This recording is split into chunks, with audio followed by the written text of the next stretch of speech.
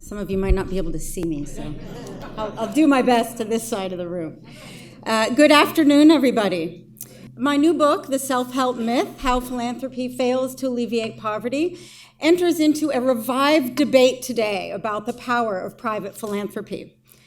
Not since 10 years ago, when Insight Women of Color Against Violence published The Revolution Will Not Be Funded, have we seen such a lively debate about the power of private philanthropy, its failure to reduce poverty and inequality, and its control and co-optation of social movements. There's three ways across the blogosphere, the scholarship, and the media that we see people critiquing philanthropy today. The first we might call a critique of untaxed, unaccountable, undemocratic spending of surplus wealth, or what Ruthie Gilmore calls twice stolen wealth. Once wealth produced on underpaid or low-paid labor or the exploitation of the land and environment, stolen then twice through, instead of putting money into public programs through taxation, shielding it in private endowments managed by private elite stakeholders. So this is one big field of critique we see today. Another field of critique looks at the institutionalization, professionalization, and incorporation of grassroots organizations into the so-called nonprofit industrial complex, drawing the birdcage image from Michelle Alexander's The New Jim Crow and a look at the prison industrial complex. We see, instead of one hegemonic institution, bars and rungs of norms and practices and professional expectations and ways of understanding problems that keep nonprofits operating within mainstream expectations and norms. A third way that people are critiquing philanthropy today, we might call Landfill Capitalism, or innovating on Ruthie Gilmore's term, we might call it thrice stolen wealth.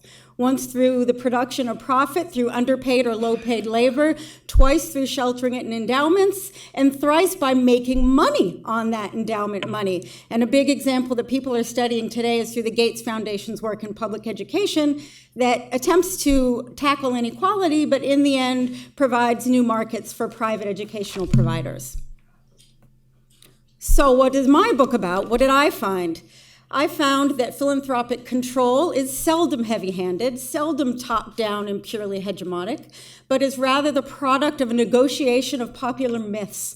Myths in foundation parlance might be understood as theories of change. Anyone who works in nonprofits knows that term well. And self-help, the idea that poor people can address their own suffering by pulling up their bootstraps, is one of the most popular myths or theories of change in philanthropy over the course of the last 100 years in this country. And I found, in particular in the second chapter of my book, that self-help was a hotly contested framework or myth or theory of change when many foundations wanted to fund the California farm worker movement in the 1960s. Many authentically believed in radical change for farm workers and believed that farm workers should help themselves build leadership, build power, build houses for themselves. But Cesar Chavez also believed that self-help meant self-determination and a complete confrontation and transformation of one of the largest agricultural industries in the world. Well, when push came to shove, the negotiation of this term of self-help met its firm limits when foundations decided that Chavez's vision of self-help went a bit too far. As articulated beautifully by the Rosenberg Foundation in 1965, when the movement began strikes and boycotts and picket lines across California's Central Valley, they decided that almost everybody approves if farm workers decide to build houses for themselves, but not everybody approves if they decide to go on strike. The subsequent chapters in my book look at much more contemporary modern negotiations around our current myths of self-help. Thank you.